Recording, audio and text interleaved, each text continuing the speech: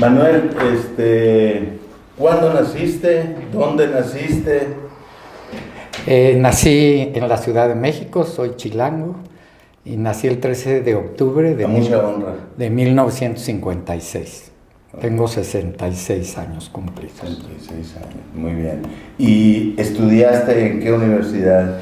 Estudié en la Universidad Anáhuac, en la carrera de Ingeniería Industrial, y luego hice una maestría en la Universidad de Texas en Austin, un MBA, y también hice el AD2 del IPADE, el curso de alta dirección. Pues ahora soy maestro de la Anáhuac en la Escuela de Ingeniería, doy una clase de dirección estratégica. Entonces sigo un poco conectado con la universidad y soy miembro del consejo de la universidad. Muy bien. Dijiste 56, ¿verdad? Sí.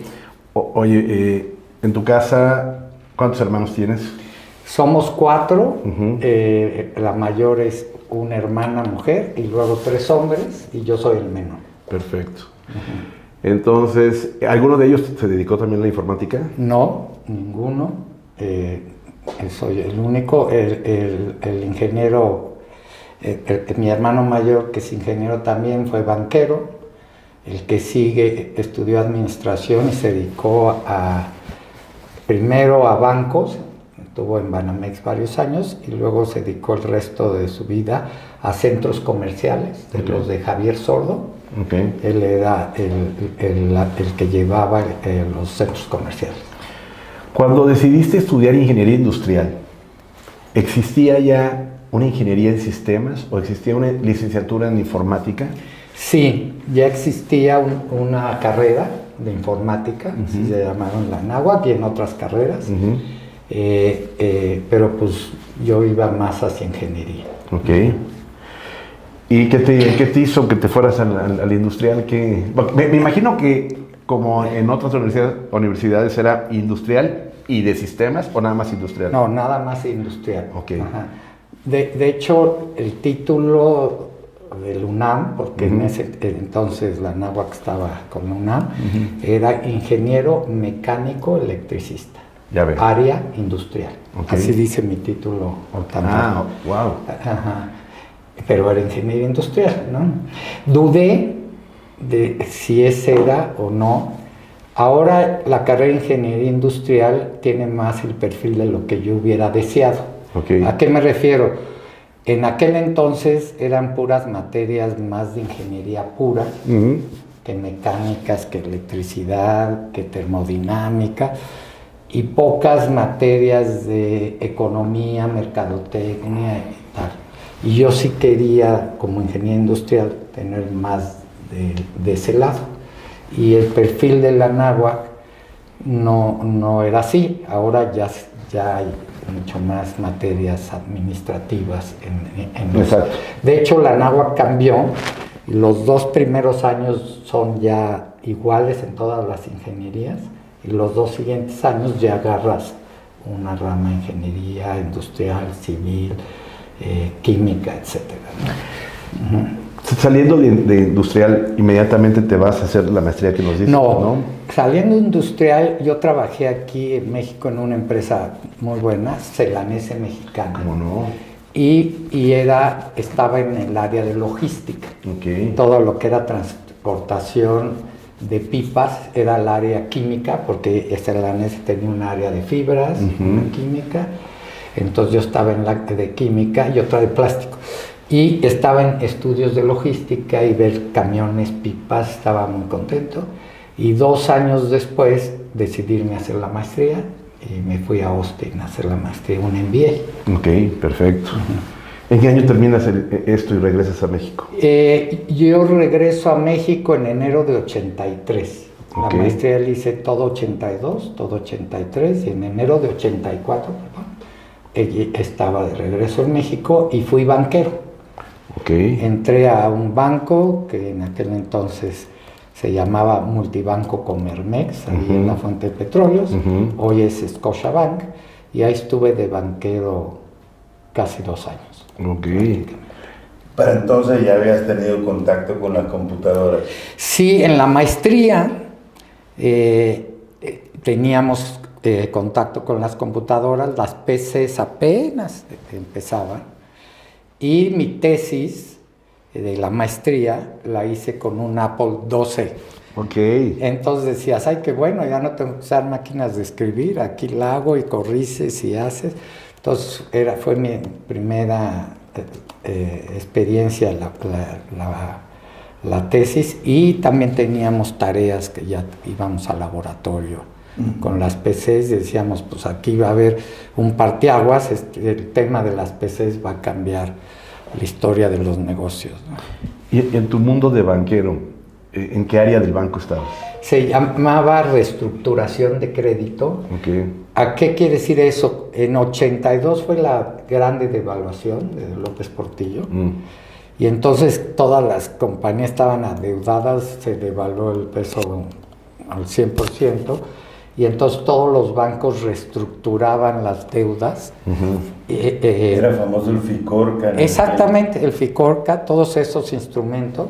Entonces yo entré al banco como subdirector de esa área de reestructurar créditos. Era pues hablar con muchos empresarios y compañías para negociarles pues esas formas de pago que pudieran pagar con instrumentos tipo FICORCA. Hacían un chorro de proyecciones en las computadoras. También empezábamos a usar las computadoras, y no existía el Excel, no, pero ya existía una hoja de cálculo que se llamaba VisiCalc.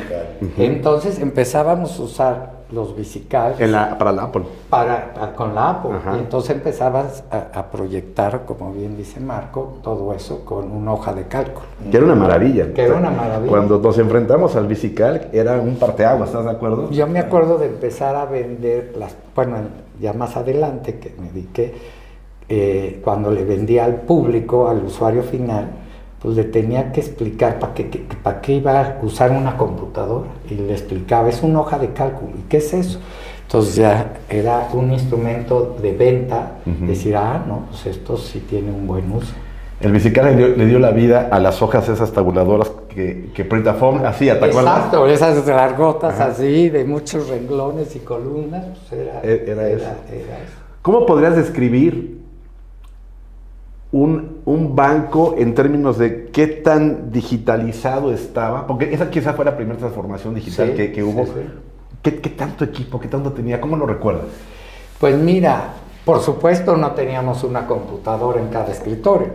Exactamente. Nada, o sea, ya había computadoras, pero eran mainframes.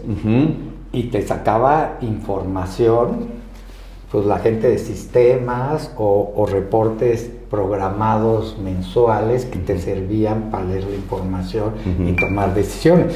Pero tú no metías mano ni tenías tus propias computadoras o herramientas, ¿no? Eran herramientas pues, corporativas que sí te ayudaban, pero pues eran softwares RPs de mainframe. Core bancarios de mainframe. Exacto. Y me imagino que muy pocos llegaron a tener que en su departamento había un equipo. Sí, muy pocos. ¿Qué equipos eran, recuerdas?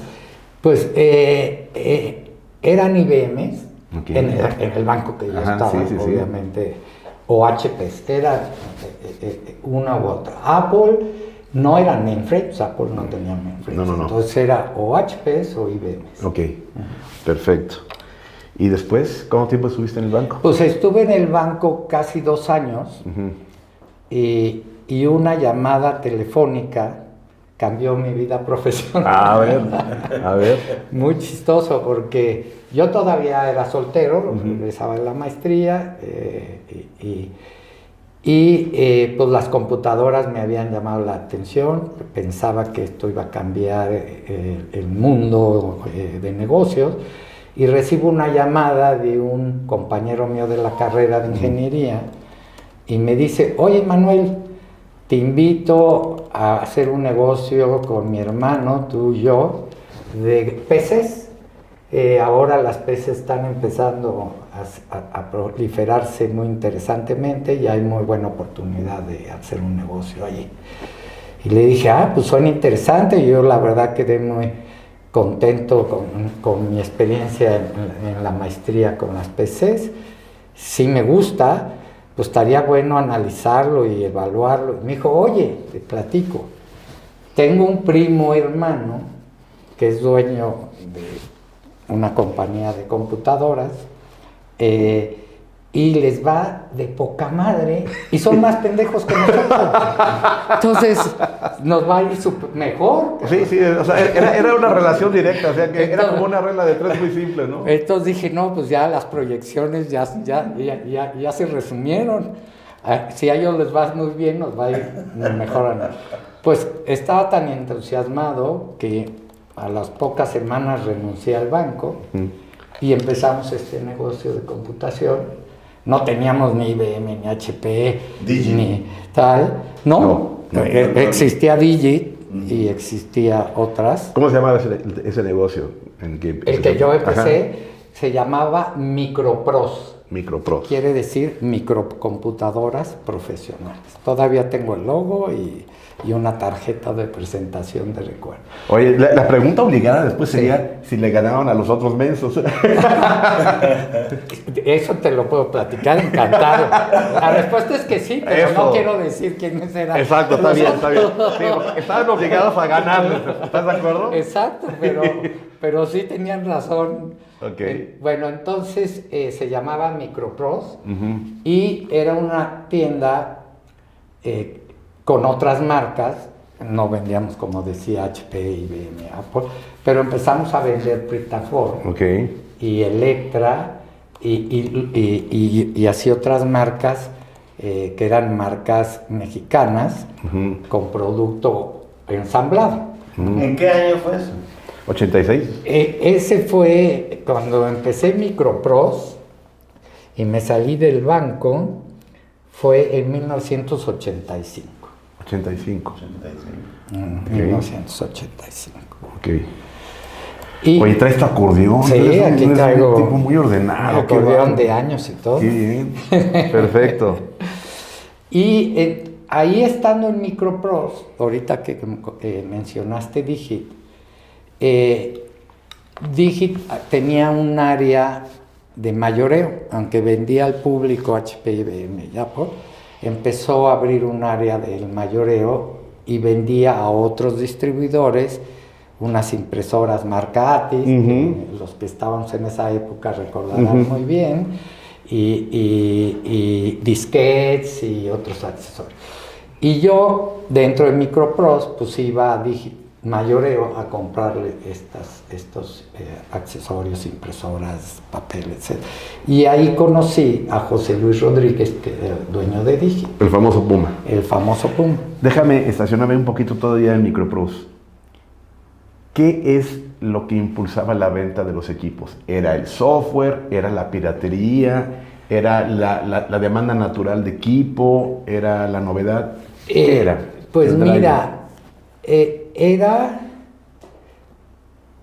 lo voy a poner así, la habilidad de vender a una gente que no sabía ni para qué la iba a usar. O sea, yo empecé a vender y llegaba, bueno, Digit y ellos vendían más a empresas, porque y nosotros vendíamos más a personas físicas. Entonces, en el caso de Micropros, pues era una habilidad casi personal, que llegabas con la gente de sistemas o el director de compra o hasta el director general a explicarle para qué demonios iba a usar una computadora. Regresando al VisiCalc, pues oye, hay un Excel, hay una hoja de cálculo, un tipo Word, etcétera, etcétera. Y entonces era mucho la habilidad de decir, pues, ¿para qué me sirve? Claro. Ya más adelante, pues ya eran, como tú dices, otras. Había que evangelizar. Había que evangelizar, mucho evangelizar. ¿Tenías venta de software también? Sí, también tenía venta de software. ¿Recuerdas algunos? Microsoft. Claro. Que era difícil porque no vendías Word, Excel, PowerPoint, vendías lenguajes. Es correcto. Fortran, el lenguaje Basic, que entonces lo compraban muy pocas empresas, o sea, no llegabas ahí. Sí. Más bien, pues vendías algún... ¿Ya vendías Haspel, por ejemplo?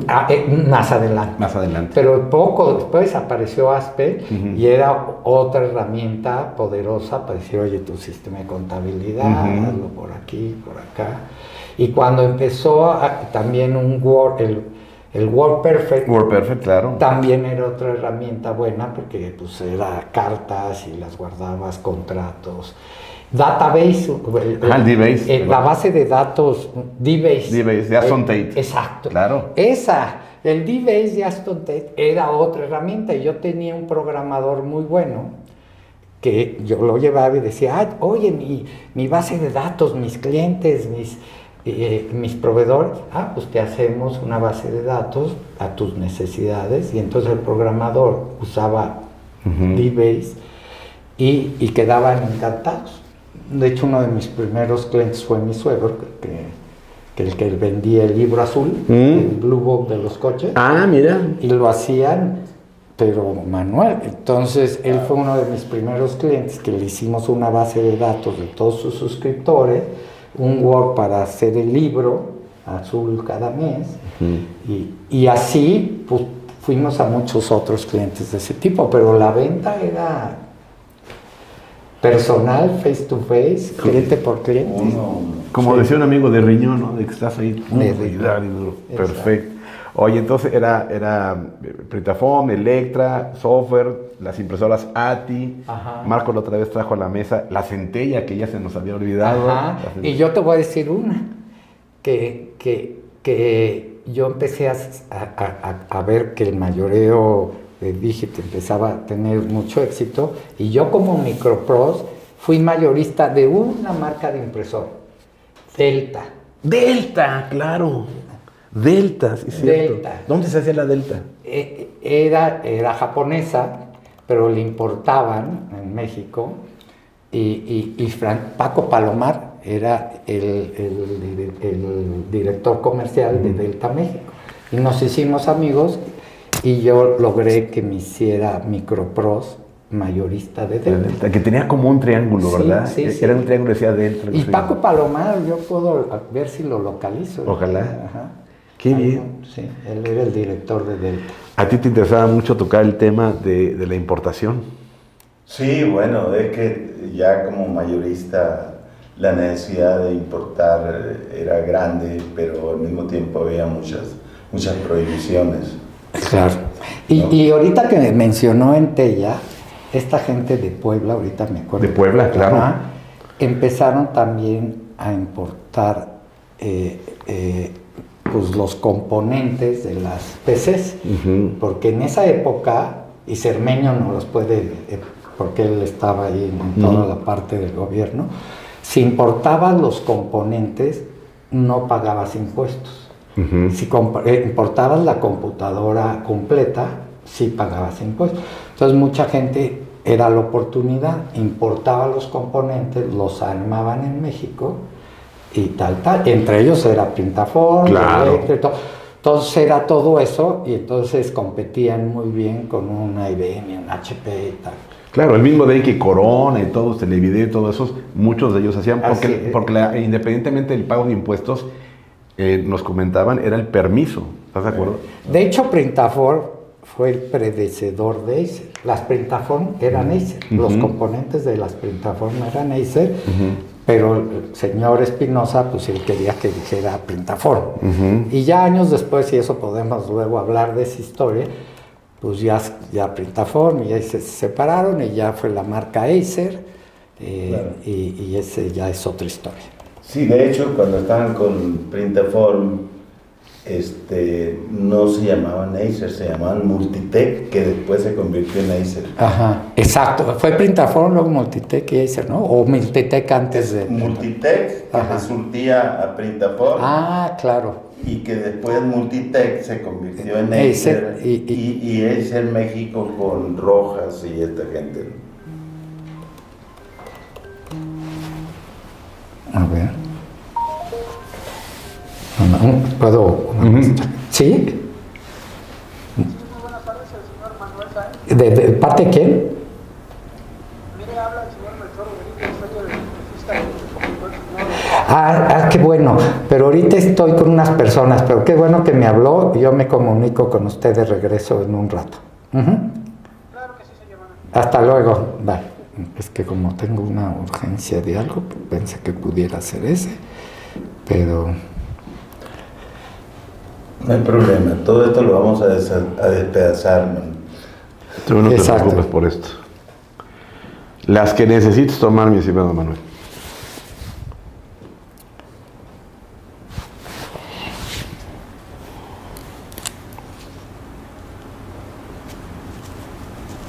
Esto es lo que les digo que voy a regresar en X. Perfecto.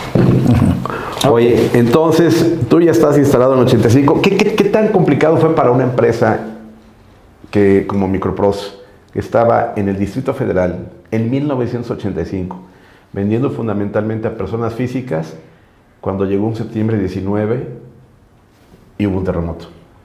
Se impactó bueno, en los pero negocios, eso es mucho más adelante. pero te pasó en el mismo año. En 85, ¿verdad? Sí, en 85 fue el gran terremoto. Ajá. ¿Estamos de acuerdo? Y en el 86, porque ahí se puso en duda Sí. si iba a haber el mundial o no sí. iba a haber mundial, Sí, ya. que fue en el 86. Mira, ya estoy recordando, no me afectó tanto en lo personal, porque era demasiado pequeño todavía. Ok. Y en esas dimensiones y la forma de vender personal en forma directa, pues agarrabas cualquier oportunidad para decir, oye, después de lo que pasó, pues con más razón, hay que automatizarse más, y entonces no te afectaba tanto. Si hubiera sido un volumen tipo mayoreo, pues sí, eso baja. Por supuesto, claro. Pero cuando es tan así, de uno en uno, de que la gente, cuando suceden acontecimientos así, repiensa, replantea sus negocios, pues era el momento también de decir, oye, pues sí, necesito hacer cambios, automatizarme más. Si mi negocio se ve más amenazado, pues necesito poner cosas nuevas, innovadoras, para volver para arriba. Y estuvo bien. Platícanos cómo fue que nació DICOM. Bueno, DICOM y luego cómo el Puma te invitó a... Perfecto, con mucho gusto. Pues como yo les decía, Digit era mi proveedor. Yo no conocía a José Luis antes. Cuando iba a comprar a Digit área mayoreo, chistoso, en el camino a comer a mi casa, ahí estaba Digit, me paraba, y justo José Luis salía a comer y hasta me decía, ay, siempre ya llegó Manuel. ya la hice. No, ya voy a salir a comer más tarde, porque... Y como es el Puma, pues se sentaba, platicaba, pues todo. Y después de varios meses, un día me cayó a la oficina y me dijo, oye, Manuel, voy a separar el mayoreo de Digit, porque pues Digit vende al público y el mayoreo pues al canal de distribución. Entonces unos son clientes y los otros son usuarios finales. Y me invitó a ser el director de DICOM. Perfecto. Me dijo, tú vas a dirigir esa compañía, te invito de socio, y iban a ser 4 socios originalmente, y entonces le dije, ay, qué padre, déjame, lo pienso. Entonces yo evalué o seguir como DICOM, una tienda chiquita, vendiendo Printaform, Electra y así. No, como Micropros. Perdón, como Micropros, o ya irme al área de mayoreo, donde el potencial era mucho más grande, ya había pruebas de que el mayoreo estaba jalando bien y iba a crecer mucho. Había muchos distribuidores ya. Pues sí, no tantos, Pero ya había. Y yo estaba por casarme, y le dije, regresando de la luna de miel, te tomo una decisión. Aunque yo adentro decía, yo creo que sí, por aquí, en lugar de echarme muchos años en Micropros a ver qué tanto subo, pues aquí o jala o no jala, y o cambio de giro o ya ya sé que sí es por ese camino y no esperar tantos años. Regresé de la luna de miel, le dije a José Luis, va, y abrimos DICOM y sacamos Digit Mayoreo a DICOM, a otra, ya no era el ¿Esto fue en segundo. 86? En 87. 87. Es cuando se fueron a Torcuato Tazo. Ahí nos fuimos en Torcuato Tazo. Para decirte, Torcuato Tazo era mi oficina de Micropros. Yo rentaba a la mamá de estos amigos, que me dijo, vente de tal. Y luego cuando ya no, me dijeron ellos, sí, mira, no importa, ya no eres tú, es otra nueva compañía, adelante, réntenla. Ya, entonces el desplegado que salió en el 88 en el Excelsior es cuando abrieron Laguna de Términos, posiblemente. No. ¿No? Ese todavía era Torcuato Tazo. Okay. En Torcuato Tazo abrimos en 87, 88. Okay. Y ahí nos echamos, pues fácil, 3, 4 años, como hasta los... nos habremos cambiado a Laguna de Términos como por 90. 91, 92. De los grandes mayoristas, ¿quién fue el primero? ¿El primero que apareció? ¿Dinamia o ustedes? No, Dinamia ya estaba. Uh-huh. Yo recuerdo, y son anécdotas también interesantes, que Dinamia tenía un eslogan que decía, somos su proveedor, no su competencia. Okay. Atacando a Digit Mayoreo, porque Digit Mayoreo, pues, era proveedor y competencia, porque Digit también competía con los clientes de Digit Mayoreo. Entonces fue por eso que José Luis también dijo, hay que separar el negocio del mayoreo que el de retail. Y fue cuando José Luis me dijo, vamos a abrir otra compañía, que es DICOM. La abrimos en Torcuato Tazo, yo Micropro lo cerré, y hicimos DICOM ahí, y ya ahí crecimos. Pero ya existía Dinamia. Pero luego Dinamia hizo una movida al revés, porque le dio vida a un conjunto de tiendas tipo Digit que se llamaba Microcentro, ¿te acuerdas? Sí, eso ya fueron años después que, como tú dices, ellos abrieron y competían con los que eran sus clientes. Exacto. Y era como una cadena, pero pues era una idea que años después pues iba emergiendo y dijeron, pues también podemos hacer. Es correcto. Perdón, querías decir algo, Marco. Sí, el mayoreo en ese momento ya empezaba a importar o todavía compraban con representantes en México. No, ya empezaba a importar, tanto que yo te puedo decir que el crecimiento de DICOM, y asumo que igual Dinamia y MPS, era bastante ascendente. Digo, los números eran todavía muy pequeños, pero el porcentaje de crecimiento era acelerado. Era muy importante tener un lugar donde comprar todo, en el mismo lugar. Porque antes le tenías que ver si Microsoft algo te vendía, y a lo mejor Microsoft te mandaba con los mayoristas, y un disquete, y entonces los de disquete, y papel, y una computadora. Entonces, cuando de repente había lugares que era cuando los mayoristas emergieron, pues decían los distribuidores, qué maravilla, abro un lugar y ahí pido esto, lo paso a recoger o me lo entregan.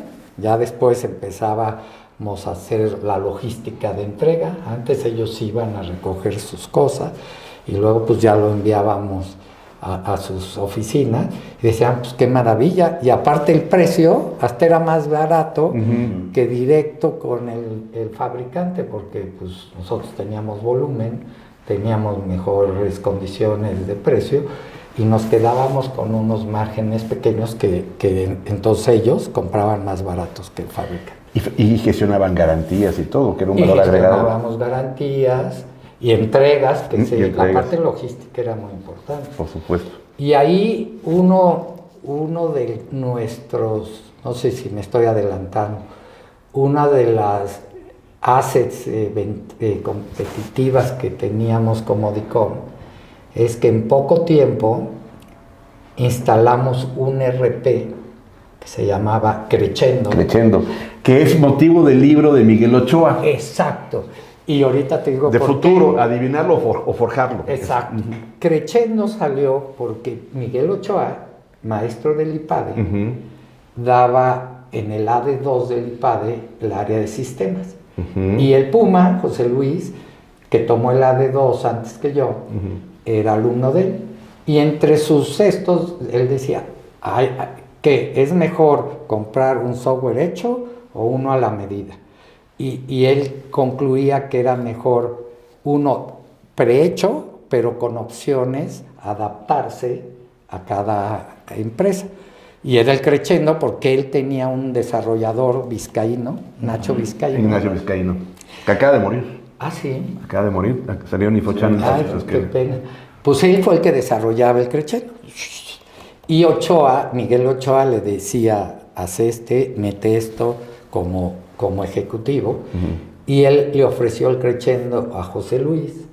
Y adoptamos Crexendo, pero nos los adaptaba a lo que queríamos. Oye, necesitamos que diga esto, que aparte, que el que hable por teléfono lo pueda apartar y no que ya se lo vendió la vendedora de al lado. Entonces, hacía la modificación. Y todo eso nos hicieron un RP Crexendo a la medida de nosotros y fue un arma súper buena para tener una ventaja competitiva. Y es por eso que en la descripción del producto tenía línea, tenía varios precios, tenía una serie de condiciones que te permitía sacar una... Comparativo. Sí, no, pero eran reportes, no era un business análisis, pero digamos que en el más prehistórico de los business análisis te permitía entender qué línea se vendía más, con qué marca, es más, qué línea de cada marca tú podías tener todo eso. De hecho, Miguel Ochoa, como maestro del IPADE, que era muy analítico, nos venía a decir como directivos qué reportes ejecutivos requieres para tomar decisiones. Exacto. Y nosotros le retroalimentábamos, nosotros queremos este reporte ejecutivo, obviamente ventas de cada producto, inventarios, todo esto, y cada vez que nosotros teníamos una idea, le decíamos, también quiero este reporte. Y en vizcaíno, decía, ya está listo, ¡ay, qué padre! No sé qué. Y ese RP que ellos también les servían porque pues lo alimentaban para vendérselos luego a otros, pues fue, como te decía, una super arma, ¿no? Claro. Y les voy a contar una anécdota. Antes de tener este software, las vendedoras tomaban y decían, oye, quiero 5 impresoras ATI. Perfecto, sí hay, el sistema dice que hay 10. Pero hablaban la de al lado, oye, quiero 5 impresoras ATI. Sí hay, dicen que hay 10. Y así hablaban, en lugar de vender las 10, vendían 30, pero solo había 10. Porque pues veían, hasta en la noche, pues que lo que se facturaba, pues se restaba, pero durante el día. Y entonces las vendedoras que tenían broncas, porque el que llegaba primero la libraba. Pero luego los otros decían, tú me dijiste que sí, pues sí, pues no hay. Pues ¿Te las ganaron? Te las ganaron. Y corrían en Torcuatotazo al almacén y decían, vendida, mía, para que no se las ganara. Y entonces decíamos, no, eso no puede ser. A ver, Crexendo, que tú mientras pides, se quite del inventario apartadas. Si ese día no vinieron, en la noche se regrese al inventario. Y evitábamos estos conflictos. Sí, no te preocupes, nos hacía esos ajustes. Y así como ese ejemplo, pues muchas ideas, entonces teníamos un software realmente y reportes muy ejecutivos. De hecho, en el libro, Miguel Ochoa relata que tú y el Puma iban a un viaje, me parece que una convención a Puerto Vallarta, creo recordar, y que fue motivo en el viaje de plática entre tú y el Puma, decían, necesitamos tener algo muy confiable que nos permita tener la agilidad de negocio, y decidieron eso. Y en la conclusión de ese caso, porque son casos, determinan que uno de los grandes puntos de éxito de DICOM fue tener una columna vertebral que era un sistema de información confiable. Coincide exactamente. ¿Verdad que sí? Es muy importante. Sí. Aparte, para comprar, Ujú. pues necesitabas información de cuánto se había vendido. Exacto. Pero no cuánto se había vendido el día anterior, sino este mes, el mes pasado, si la tendencia era para acá o más estable, para tomar decisiones de compra inteligentes. Claro. No te llenabas de más inventario o te faltaba y no pedías suficiente. Claro. Entonces, pues, eran reportes muy importantes que nos hicieron dar el salto que dimos. Entonces, bueno, esto sería al final, pero para no olvidarlo, si en algún momento alguien se te presenta y te pide algún consejo, alguna sugerencia, un gran sistema de información fácil de usar, confiable y todo, sería una de las sugerencias, ¿no? Una de esas sugerencias, y agregaría lo que aprendimos, que ese sistema pudiera también ser modificable, ajustable. Porque luego compras uno que así es, Ajá. sí te adaptas y es muy bueno, pero si todavía pueden, tipo SAP, que es muy tal, pero los SAPs más pequeños, tú puedes pedir ajustes y la gente SAP te los hace. Claro. Esa combinación es la que yo agregaría. En mi negocio yo también usaba Businessware o Crescendo. Ajá. Y lo que tú hablas era una cuestión que me volvía loco porque me encantaba la idea que tenían. Tenía un lenguaje de pseudocódigo que se llama Crescendowski. ¿Te acuerdas? Pues no, bueno, yo no le hacía la programación. Entonces tú le hablabas al distribuidor de Crescendo allá en Tijuana, que era Alberto Arellano, y entonces decías, oye, yo quiero que agregues esto y esto, y lo hacían en Crescendowski. Realmente era un pseudocódigo, y luego quedaba ahí y lo podías utilizar. A mí se me hacía una maravilla, era muy bueno. Pero bueno, es nota al margen. Perfecto. Bueno, siguió el mayoreo a partir del 87, 88, 89, 90, y también crecieron otros mayoristas. Yo recuerdo que la competencia era brutal, ¿no? Se tiraba con todo, era... Platícame un poquito de esa Esta está buena. Sí, mira, teníamos primeramente dos importantes competidores, Dinamia y MPS. Con MPS poco a poco la competencia se empezó a hacer más álgida. Y pues la verdad fue una competencia sana.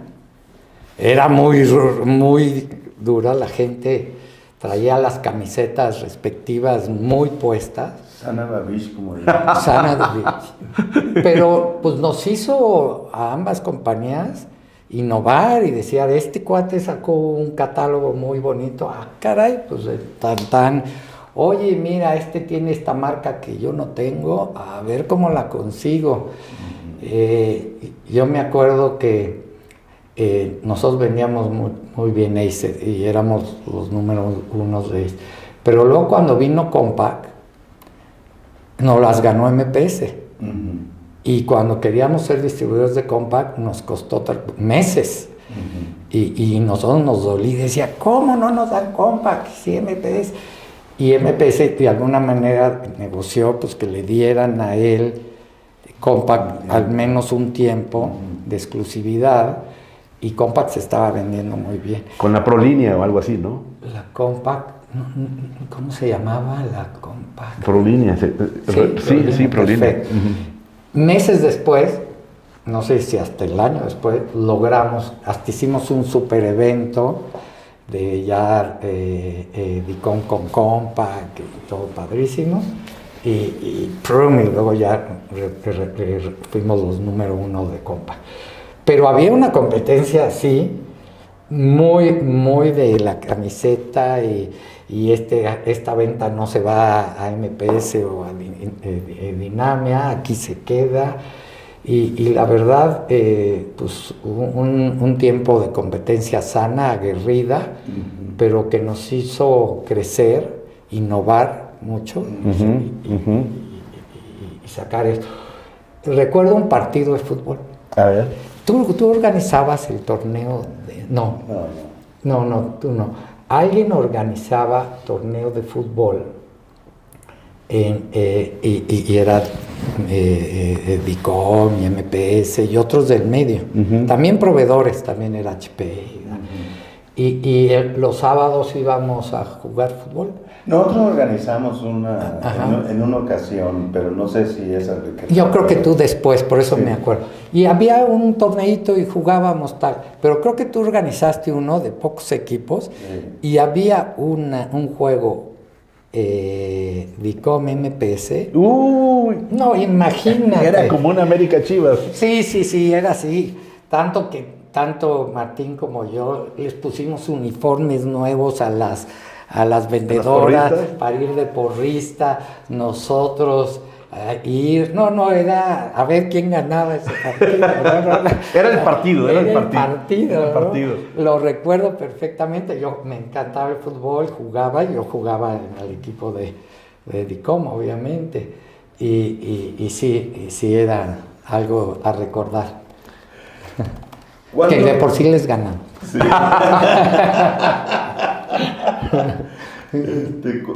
¿Cuándo se dio lo de Ingram? ¿Cómo sucedió esa parte? Ok, con mucho gusto. Primero, el primer paso que se dio, Mericel quiso entrar a México. Así es. Y rondó y se asoció con Dinamia. Con Dinamia, sí. Creo que primero asociación, luego lo compró, no sé si fue compra completa. Y entonces ellos fueron los primeros en convertirse ya en una empresa internacional. Y nosotros como que no estábamos tan convencidos. Con el tiempo llega el Tratado de Libre Comercio. Se firma el Tratado de Libre Comercio. 94. Entonces eso empezó a que muchas empresas americanas y mundiales empezaban a venir a México a explorar, a comprar, a asociarse y decir, de aquí queremos establecer. Venían de pesca, como decían. Venían de pesca. Entonces, Ingram vino de pesca. Nosotros ya comprábamos con Ingram Estados Unidos. Aunque era Dicom, pues importábamos cosas y le comprábamos a Ingram como cliente especial para México. A través de Héctor de la Canal. Él nos hacía la importación. Él hacía la importación. Ajá. Y luego él fue el director comercial de Mericel. Sí. ¿Te acuerdas? Sí. Y luego un cuñado mío tomó el puesto, el rol de Héctor de Héctor la de la Canal, Canal. y Ajá. él nos importaba. Que lo hacía desde San Diego. Porque, Exacto. porque éramos vecinos. Desde la bodega, Ajá. Pasando San Diego en National City. allí, que estaban justo cruzando Así es. la Se llama, ¿cómo se llama? nombre Online. Bueno, Online, no me acuerdo. No me acuerdo. El caso es que entonces Ingram dice, oye, tú Dicom, que nos compras y eres muy buen cliente en México, nos asociamos, también vamos a ver otras alternativas. Y nosotros decíamos, pues es con él o contra él, porque si le decimos que no, pues él se va a ir con otro de nuestros competidores y era el mayorista más grande del mundo. Entonces fue un parteaguas difícil. José Luis y yo de repente, yo estaba aquí entre nos, estaba más a favor, José Luis tenía más dudas de decir sí o no, y tenía sus puntos válidos. Y al final el Tratado de Libre Comercio, el decir, pues yo sí voy a entrar y todo, y nosotros ya estábamos en Laguna de Términos. Y empezamos a crecer todavía más exponencial y decíamos, aquí necesitamos mucha lana. Cada vez el inventario que necesitamos tener vale más millones de dólares. Los proveedores empezaban a decir, oye, José Luis y Manuel, pues denme un bien raíz en garantía o una fianza o no sé qué, porque pues sí, les tenemos muy buena confianza y les hemos dado crédito, pero pues ya los montos ya son más grandes, entonces nosotros decíamos, ¿qué? Vamos a poner Laguna de Términos acá o tu casa. Entonces también dijimos, mejor nos asociamos con Ingram, que tenemos un respaldo económico Es más, decían, si tú eres Ingram, pues no necesitas nada, Ingram. Allá en Estados Unidos nos pagan, no te preocupes. Entonces tomamos la decisión de asociarnos con Ingram. Okay. Antes compraron varios... Teníamos ya sucursales. Sí. ¿A eso te refieres? Sí. Sí, como DICOM, ya habíamos abierto DICOM Mérida, que era la primera, con el Bochito. Ya habíamos abierto DICOM León, con Héctor Bucio. Y ya teníamos DICOM Guadalajara, Monterrey y Guadalajara. Okay. Y Hermosillo también. O sea, ya teníamos 5 sucursales cuando nos asociamos con Ingram. Y ahí fue, bueno, interesante porque esas sucursales, cada gerente de sucursal era socio de su sucursal con DICOM. O sea, Mérida era DICOM la mayoría y no recuerdo, a lo mejor un 20% el gerente local. Y así en las otras. Entonces, cuando Ingram compra todo, pues hicimos unos numeritos y sus cachitos de cada sucursal, pues le dimos y ellos se quedaron como gerentes, ya acomodó Ingram. ¿Y esa asociación fue en el 94? ¿A inicios del 94? No, ¿o después? la asociación con Ingram fue en 98. 98. No, perdón, en 93. En 93. En enero de 93, y entonces se cambió Ingram DICOM. Ingram DICOM. Éramos socios. Ingram sí tenía un poquito más, era mayoritario, y DICOM el resto. 1993. Ok. Hasta 1998, Ingram compra el 100%. Entonces, en 1998 ya no fue Ingram DICOM, sino Ingram Micro México. Ok. Ya ellos como 100% dueños. Y aquí, fíjate, que entre esas dos fechas que atinadamente nos das, sucede un parteaguas en México.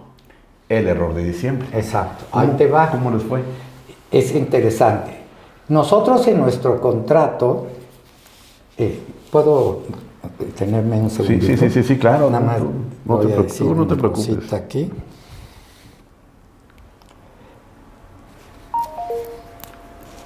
¿Quieres agua o café? No.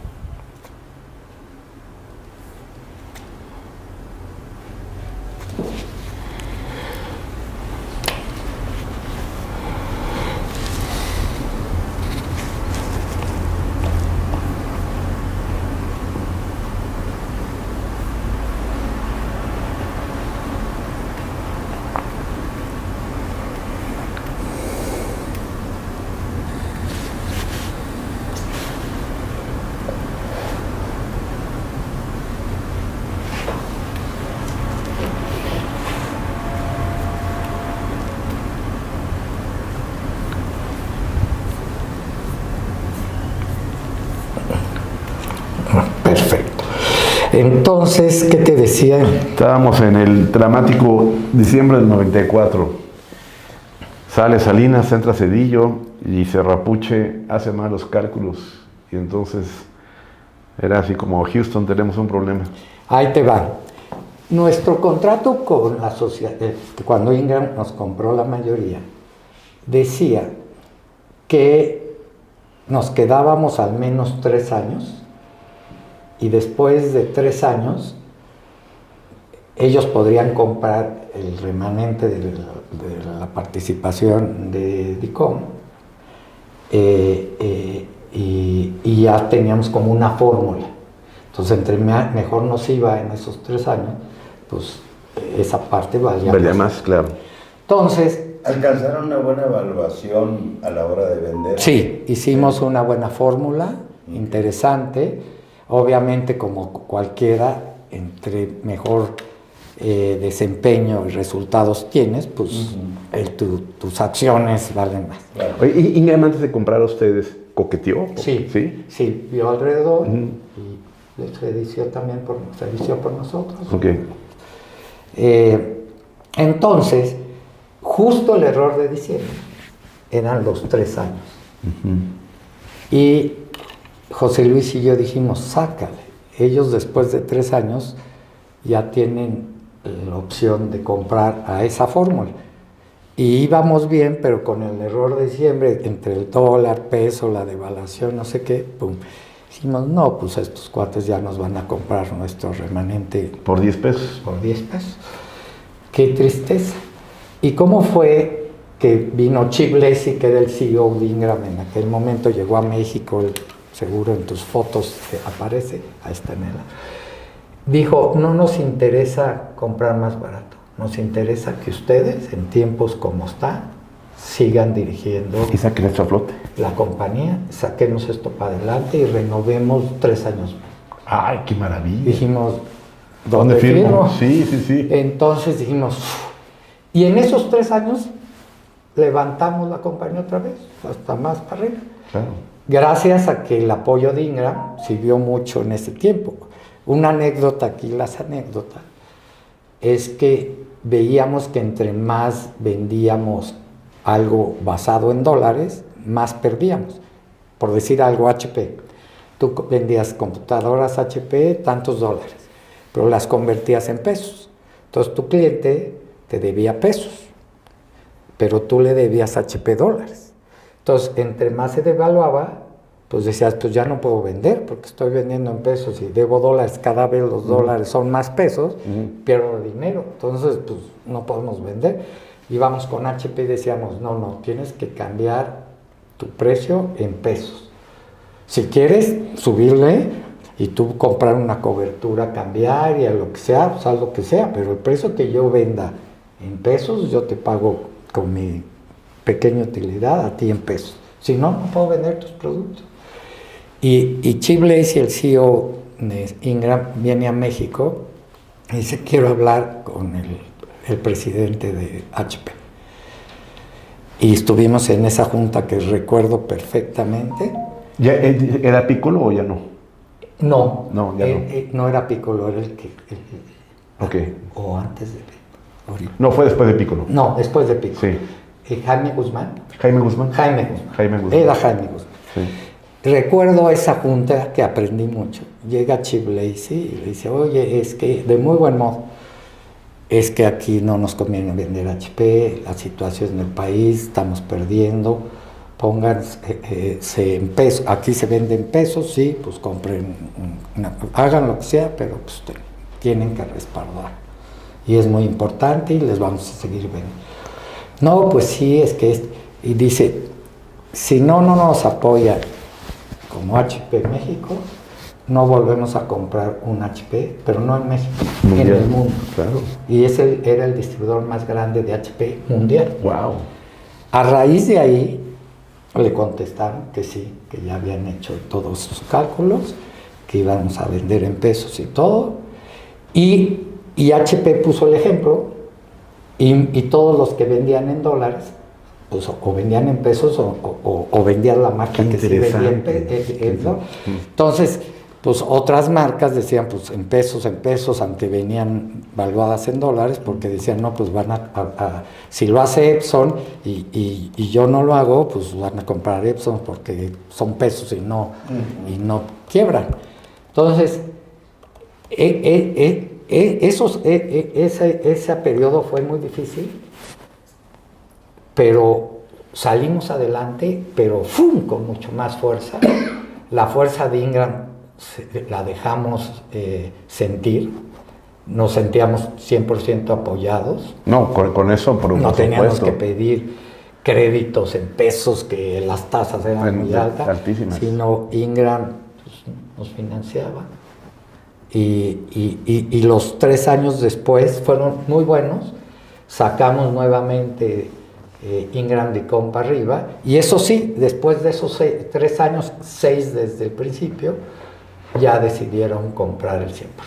Okay. Yo recuerdo una anécdota de A ver. Ya sé cuál es. Ingram le envió una carta a sus proveedores y a mí me llegó una copia. Ajá. Y no sé cómo se enteró el Puma que yo tenía la carta y que la iba a publicar. No sé si porque nosotros le preguntamos algo al respecto. Y el caso es que nos dijo, no la van a publicar, no la van a publicar, no la van a publicar, no la van a publicar.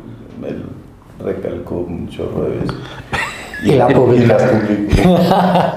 Oye, a ver, recuérdame, ¿qué decía la carta? Lo que tú acabas de mencionar, ¿no? De que le decían a los proveedores que les vendieran en pesos o no les iban a comprar. Ah, ok.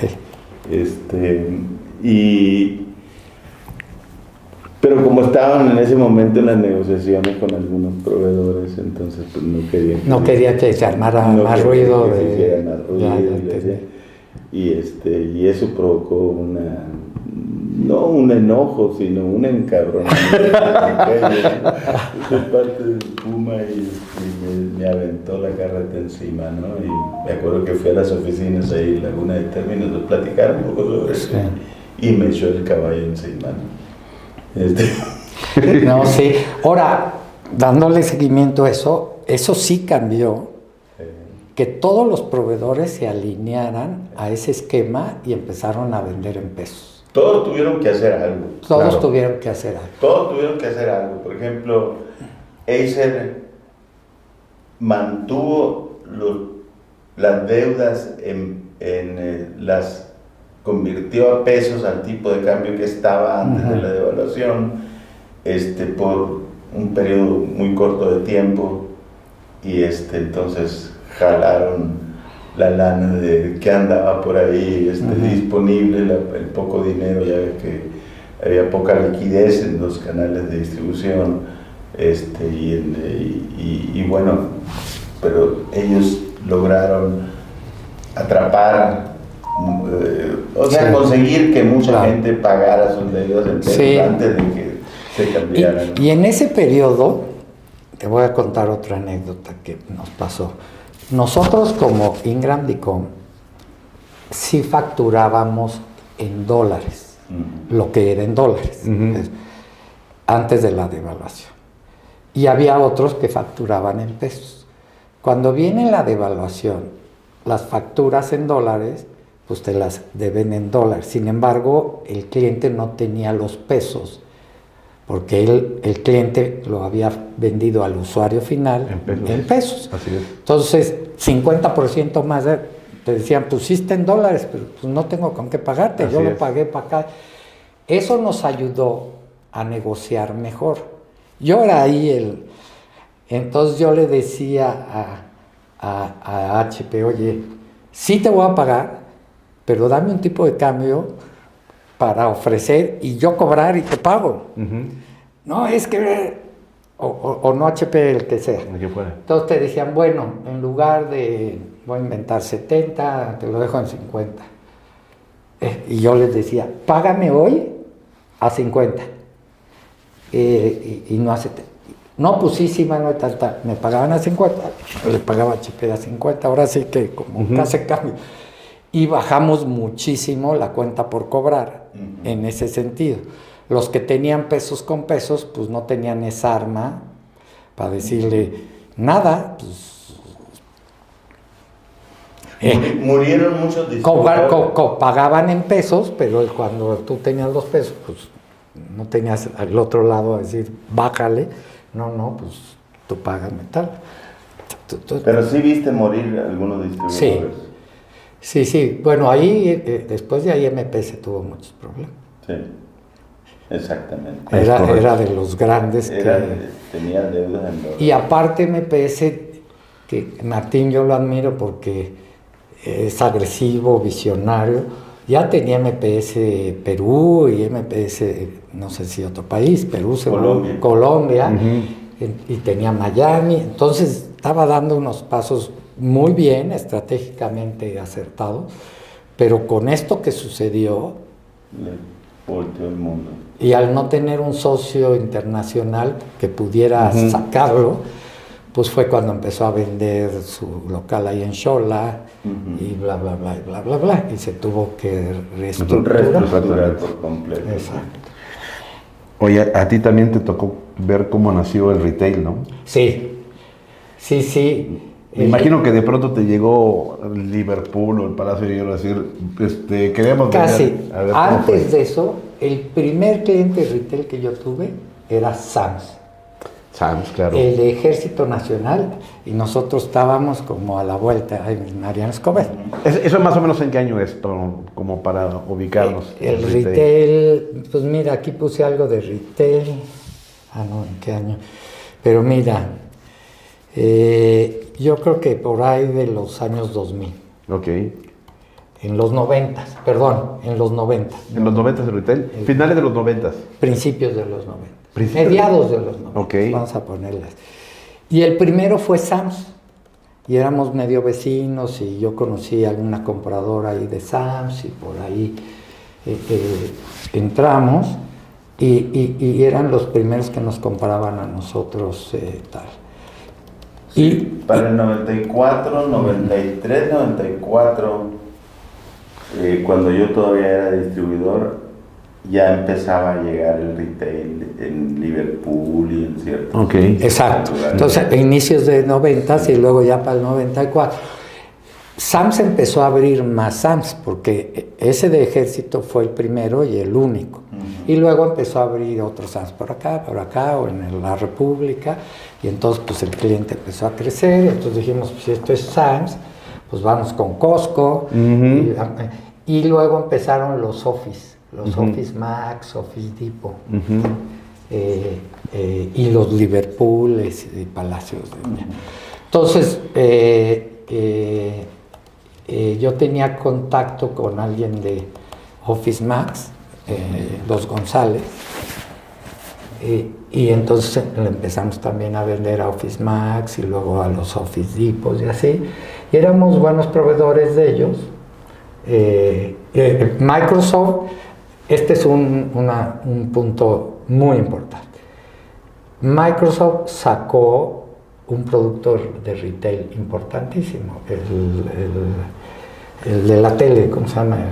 El de juegos, ¿no? El de juegos. ¿Cómo se llamaba el...? Sí, ahora te digo cómo se llama. Flight Simulator. No, bueno, todo lo que era... ¿La consola? ¿Hablas de la consola? Sí, la consola. Xbox. Exactamente. Saca Microsoft Xbox y logramos ser su distribuidor exclusivo para retail. Wow. Entonces, todos esos que te mencioné solo podían comprar Xbox con nosotros. Y eso nos abría puertas para venderle más productos. Por supuesto. Y Microsoft le decía, ay, sí, tú Office Base, ¿quieres Xbox? Sí, hablas con Ingram. Y hablan con nosotros y les vendíamos. Y unas condiciones interesantes. Uno de los acuerdos de Microsoft era, tú no le puedes vender el producto más tu margen. Eso es el mayoreo tradicional. No. Tú nos tienes que decir tus costos de distribución, tus estos, y entonces vamos a hacer entre conjuntos qué precio es el adecuado, porque si ese precio baja, le damos en la torre a los Ataris y a los otros, y si tú nada más le subes, pues tus ventajas de logística y eso, pues a lo mejor tú te las ganas. Hay que pasarlas al mercado y los dos ganamos, porque el volumen, pues nos gusta el trato, va. Y ese producto de Xbox nos abrió la puerta de retail con todos, porque éramos los exclusivos de Xbox para Microsoft y entonces pues conocíamos a todos los retail. Claro, por supuesto.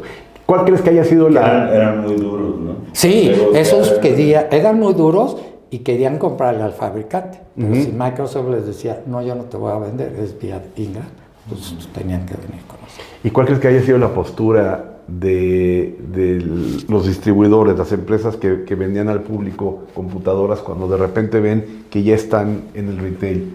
¿Qué te llegaban a decir? Era un shock para todos, Claro. Porque era una amenaza. Hablando de amenazas en el mercado, era un shock porque decían, pues el retail nos va a quitar muchísimo. Eso que yo vendía poquito a poquito, pues van allá al retail y los van a vender. Y entonces se hablaba mucho de que el canal tenía que evolucionar, que tenía que vender ya más valores agregados, no nada más la caja como el retail, sino tenía que ir a instalar el producto, meterle un software, una solución, y entonces no vender la caja de Compaq, sino toda una instalación, una red, todo este rollo. Y entonces los distribuidores que supieron ver esa amenaza, irse más al área de servicios y de valores agregados, les fue muy bien. Y los que nada más vendían las cajitas, pues fueron... Y el retail se los fue comiendo. Y es cuando eventualmente los servicios y el software cobraron más valor, porque cuando nosotros empezamos era la computadora y a ver qué más. O si hacías algo de servicio, pues lo regalabas. Lo regalabas. Entonces, como tú bien dices, si había margen. Exacto. Había margen. Sí, había 30. Había margen y lo regalabas porque con el 30 te daba. Pero con la competencia del retail, pues ya no, pero entonces tú cobrabas ese servicio adicional. Claro. Porque nosotros como mercado evolucionamos de que la computadora lo es todo, y ahí a lo mejor iba software, etcétera, a la situación de ahora que es el software lo es todo, y vemos qué máquinas pueden habilitar ese software, ese sistema o solución que mueven el negocio, ¿no? Perfecto. Empresas como Central de Software, ¿compraban con ustedes o ellos tenían una manera de llegar con los fabricantes? Ambas cosas. Okay. Ellos tenían una manera, pero pues no les hacía daño un brazo adicional que vendiera a donde ellos no llegaban. Es correcto. Y así hacía varios, ¿eh? Luego la combinación de muchos fabricantes tenían venta directa a sus top, empezando por HP, a los seniors. Sí. Bueno, los seniors era otro modelo, pero muchos tenían sus ventas, sus tops, y luego el resto vía mayores. Sí. Empresas como los desarrolladores de software, como un Aspel, un Compaq, un Control 2000, que ustedes distribuían su producto, pero a la vez tenían un canal que se llamaba distribuidores integrales, era el top de sus distribuidores, sí, porque daban realmente el valor, implementaban, sí, sacaban la solución adelante. Nunca hubo o llegó a haber un momento en que como que había una cierta, ¿cómo te puedo decir?, competencia, sí, pique, porque pues, sí, ¿por qué te comparan a ti si ellos eran los menos de esos fabricantes? Sí, mira, sí la hubo y lo acababas entendiendo, por decir algo. Un distribuidor que todos conocemos nos compraba mucho a nosotros, pero creció tanto, y sobre todo en concursos de gobierno, que decía, pues vi a Ingram muy bien y tal, pero pues ese pasito de fabricante Ingram Yale en concursos tan grandes te sacaba de competencia. Claro. Entonces decía, no, pues me voy directo al fabricante. Y cuando el fabricante escuchaba el volumen, dice, vente, yo me aprieto tal porque pues quiero ganarle al otro fabricante y yo ser tu directo. Y lo entendíamos a nosotros, decir, oye, hasta nosotros esos volúmenes, que le dé el crédito el fabricante y no nosotros en medio y tal. Entonces, pero sí esos volúmenes acarreaban accesorios, productos complementarios, no breaks, whatever, que eso sí no nos compraban a nosotros porque el de no breaks, pues, no era como un fabricante de cómputo que decía, órale, ¿no? Entonces, entendimos que así tenía que ser y que algunos fabricantes en volúmenes muy grandes o algo tenían sus distribuidores. Okay. Eso dio lugar también a varios conflictos. Sí. Claro. Por ejemplo, yo recuerdo que cayó un director general no me acuerdo si de Dell o de Lenovo. Ajá. Creo que fue de Dell. Creo que ya sí que. Sí. Un alemán. Sí, por cuestiones ahí, pues, ¿no? Sí. Peter. Peter Whale. Vigan. Ajá. ¿Ves? Todavía me acuerdo. Me acuerdo de ese caso porque lo sacamos en la portada y en la semana salió, ¿no? Ok. Ya me acordé. En el ratón. Sí. Pero bueno, eso fueron situaciones que se daban por lo que te dices tú, ¿no? Son volúmenes muy grandes y son atractivos para fabricante, pero pues no siempre midieron bien sus riesgos, ¿no? Sí. En operaciones de ese tipo, ¿no? Pero bueno, tú y el Puma estuvieron hasta cuándo en Ingram? Mira, estuvimos hasta 1998. Hasta el 98. ¿Y por qué? En ese momento, como platiqué hace rato, fue cuando eran 3 más 3 años, 6. Sí. Ya Ingram compró el 100%, ya era Ingram Micro México, en el 98. Y fue cuando José Luis dijo, mira, ya no somos socios, ya cumplimos los 3 años obligatorios, en más 6, ya nos compraron el 100%, yo creo que ya es tiempo para mí de hacerme un lado y tanta. Y él se sale y me dicen, quédate, ¿te quieres quedar, Manuel? Sí, y yo me quedé director, pues todavía otros 6 años más. ¿Otros 6 años? Hasta el 2004. Hasta el 2004. Ajá, de 98 hasta el 2004. Okay. Y yo seguí siendo el director, ya no era socio, era el director, y estuve muy contento todavía como Ingram Micro México. Okay.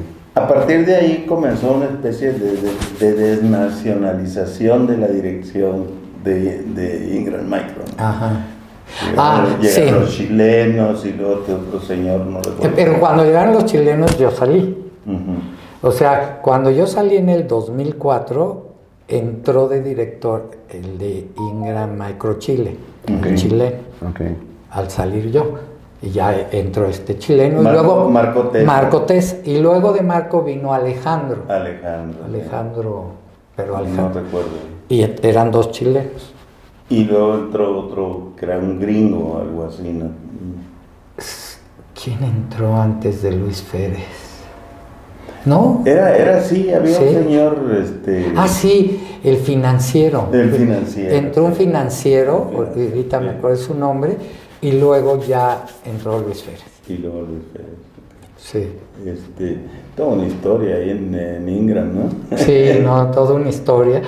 Y ese local de Ingram nunca lo vendimos, el de Laguna de Término.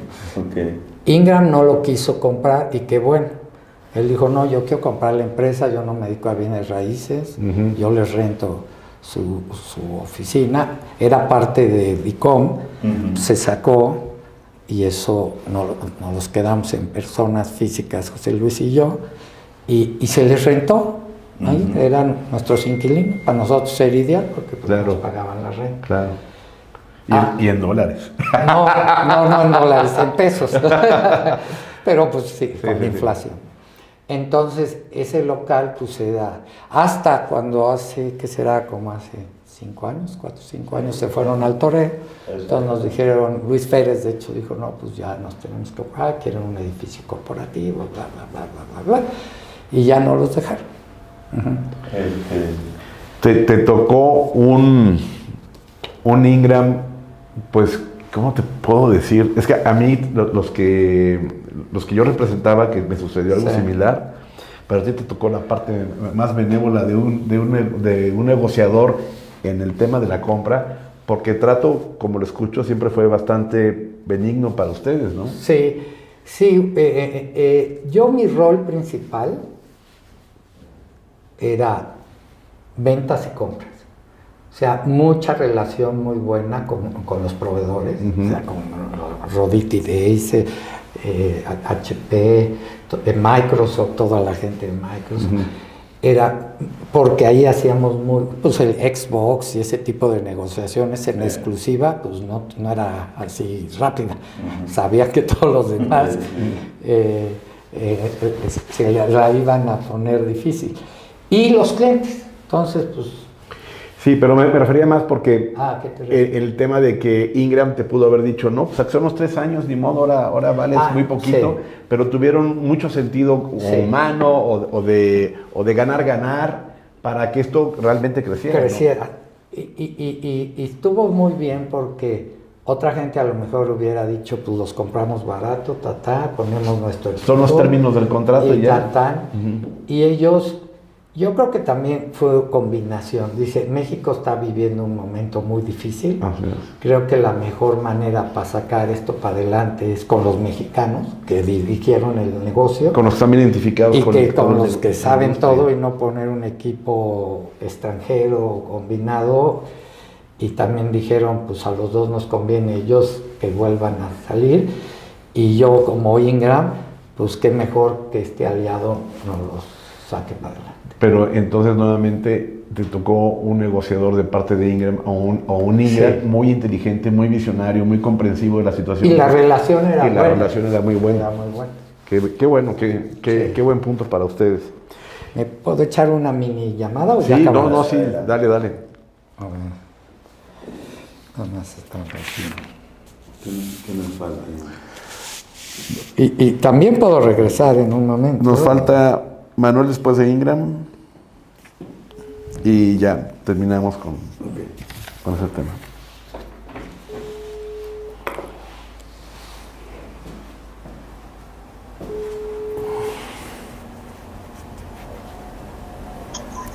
Bueno, hola, soy el señor Manuel. Hola, ¿qué tal? Buen día. Oye, ya estoy a punto de salir para allá y estoy cerquita. Se me hizo un poco, me alargué un poquito más, pero no se preocupen, ahí voy. Sí, claro, no se preocupe. ¿Cómo cuánto tiempo me dan para ver si acabo una cosa o ya no? ¿Está bien media hora? No podré, bueno, un poquito antes, es que lo que pasa es que ellos tienen otro trabajo pendiente y los están esperando. No, pues ellos se pueden ir ya, ¿no? ¿O no? ¿O quieren que yo llegue? ¿O y nada más te quedas tú? ¿O es un solo coche? ¿O qué? Bueno, como tú decidas, pero como en 20 minutos estoy ahí, si quieres. Ujú. Ah, ok. Bueno, déjame le digo a ver si se pueden adelantar y yo los voy a repetir. Órale, como tú decidas, pero ya estoy por salir y estoy cerquita. Ujú. Órale, de nada, bye. Para que te puedas atender, Ajá. si volteamos hacia atrás, desde Micropros y todo eso, así como si fuera una película, ¿qué hubieras hecho diferente? Híjole, yo creo que hubiera hecho lo mismo. Lo mismo. A veces yo platico con mi esposa y digo qué padre, qué suertudo, que cuando uno ve para atrás, lo ve todo agradecido de lo que me tocó vivir Claro. y de las oportunidades que se aprovecharon y que qué padre las convenciones, qué padre los torneos, qué buen negocio, el equipo de DICOM y de Ingram DICOM era un equipo entregado, unido, convenciones por todos lados, torneos de golf. Exacto. Yo creo que digo, pues qué padre época me tocó vivir. O sea, si quisiera volverla a repetir, pues no le cambio nada. Qué bueno. Más bien le doy gracias a Dios de lo que me tocó vivir. Si se te presentara uno o algún grupo de muchachos que quieren empezar su negocio en esta industria, y porque es como tus alumnos y todo, y que te digan, Manuel o profesor, o como te digan, profe, ¿qué nos sugiere usted para tener en el radar ahora que empezamos nuestro negocio? ¿Qué sería? Pues mira, y se los digo en mis clases porque se llama dirección estratégica, y una de las cosas que les digo es, sigan mucho su interior. ¿La intuición? Su intuición. Aquí podemos hacer proyecciones financieras a 10 años, 1000 opciones, tasas de interés, escenario A, B, C, D. Si tu intuición de adentro te da, hazle mucho caso, porque es a veces más sabia que los números. Muy cierto. Muy cierto. Música. ¿Qué música te gusta escuchar? Ah, caray. Pues mira, me gusta escuchar música Pues de los 70s, 80s, 90 en español, antes más en inglés, porque pero luego las canciones Serrat y eso. esas también, y latinoamericanas o de Luis Miguel, ahora que Luis Ahora que Miguel está de moda otra vez. está de moda, no conseguí boletos, pero a ver si sí, esa es la música que me gusta escuchar. Ok. ¿Comida? Comida, pues un poco, la mexicana me encanta, Claro. también me gusta mucho la italiana, pastas, la japonesa, masana, entonces un poco de todo hago. Ahora estoy tratando de seleccionar un poco para estar más sano, Ok, pero eso no quita que sea combinado. perfecto. Gracias. Personaje de historia que digas, o algún personaje, alguna persona en particular que digas, ese es un gran referente para mí. Ahorita te digo.